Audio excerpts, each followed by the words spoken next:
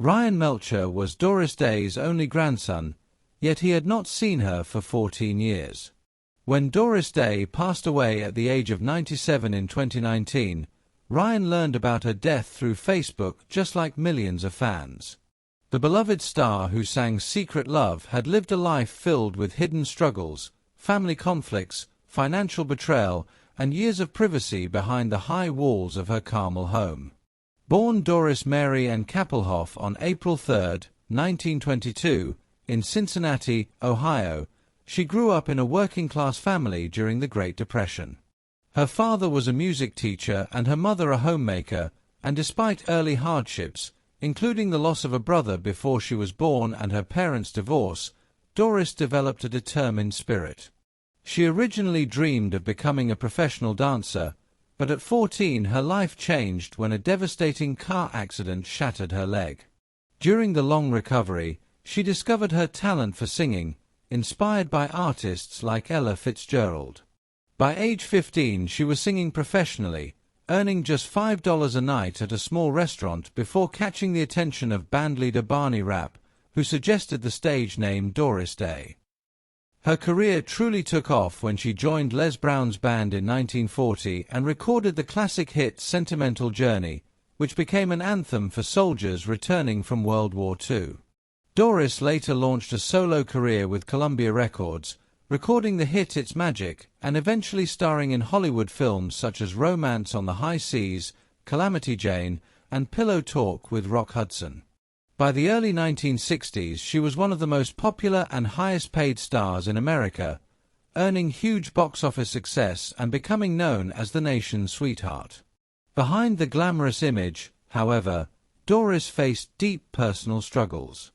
Her first marriage at 17 to musician Ul Jordan was abusive, and she later endured another failed marriage before marrying Martin Melcher, who became her manager. For 17 years, Melcher secretly mishandled and spent a fortune, leaving her nearly broke and in debt when he died in 1968. Forced to continue working, she starred in the Doris Day Show on television. Though she eventually won a $22 million legal settlement against Melcher's business partner, she recovered only a fraction of what was lost. Throughout her life, Doris also battled anxiety and depression, finally seeking therapy in her late 40s. Her greatest joy outside of music and film was her son, Terry Melcher, a successful music producer who worked with major artists including the Byrds and the Beach Boys. Terry later had a son, Ryan Melcher, Doris Day's only grandchild. After Terry died from melanoma in 2004, Doris's relationship with Ryan reportedly became strained, with her business manager Bob Bashara accused of keeping them apart. Ryan later said he regretted not trying harder to reconnect, but claimed security and barriers around Doris's home made it nearly impossible. In her later years, Doris withdrew from Hollywood entirely and lived quietly on an 11-acre ranch in Carmel, California, where she devoted herself to animal welfare.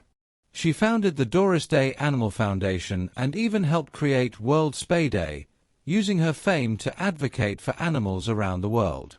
Despite releasing a successful album at age 89, she remained mostly out of the public eye, caring for dozens of rescued dogs and living a simple life far from the spotlight.